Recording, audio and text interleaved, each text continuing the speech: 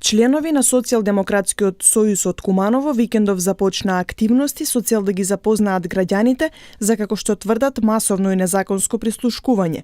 Имено тие планираат да посетат повеќе од 15.000 домаќинства на територија на општина Куманово и на граѓаните да им достават флаери со дел од разговорите.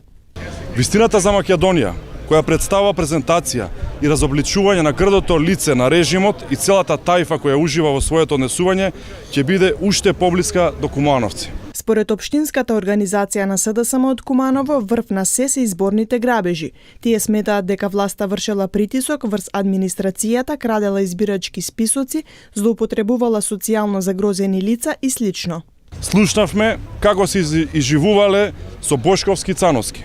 Дознавме за забеганоста на Ставревски, кој секојдневно јавно не убедуваше дека Македонија е европски рај, а по телефон признава дека приходите се катастрофа, милионите за споменици трагедија, дека нема во државата за леп, а се троши за чоколада.